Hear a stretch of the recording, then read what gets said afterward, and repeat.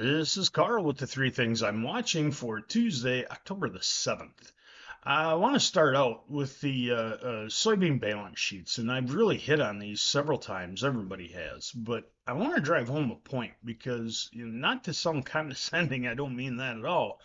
But not everybody is picking up on just how tight these soybean balance sheets are because you have people out here like the American Soybean Association and some other analysts telling you that the sky is falling on soybeans and we're never going to get rid of another one. And that's the most BS thing I've ever heard in the market. And I do think we need to break it down just a little bit more. So please bear with me. This is the last time I will do this week for sure.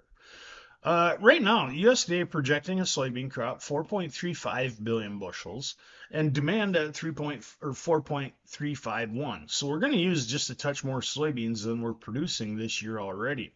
Thing is, we have private firms and several of them coming in and saying that soybean crop probably going to be closer to 4.2 billion bushels.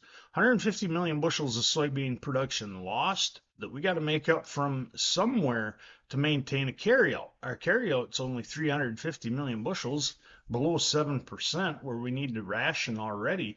And if we take that down to 150 million bushels, that's about a 3% stocks to use. It's not so much the carryout number, it's the stocks to use.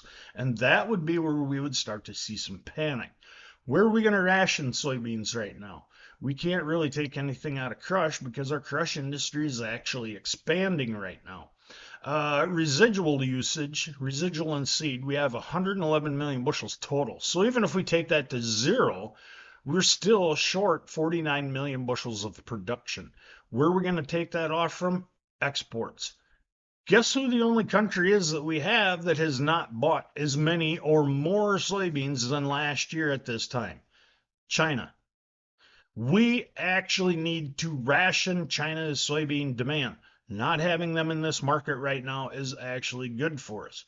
The soybean futures, everybody think would rally as soon as China stepped in and bought. It likely would give the market some support, but at the same time, you're going to put a lot of stress on domestic soybean values.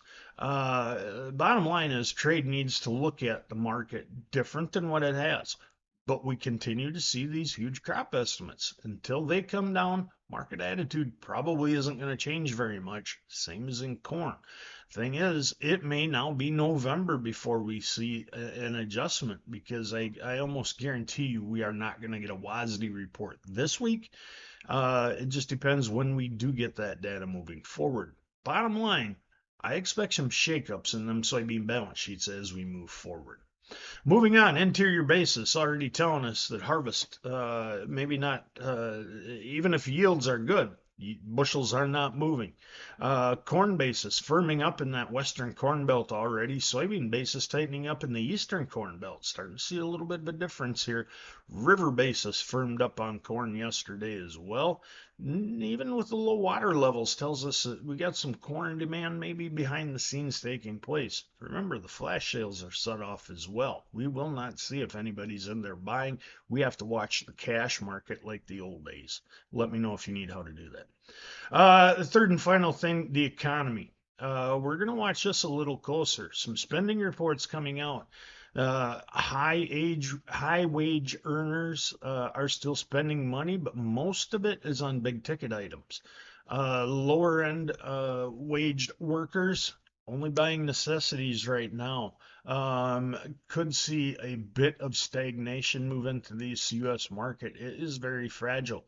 We do have a Fed Reserve meeting at the end of the month. Right now, it does not look like we will see much of a change in interest rates, but anything could happen in the next 3 weeks.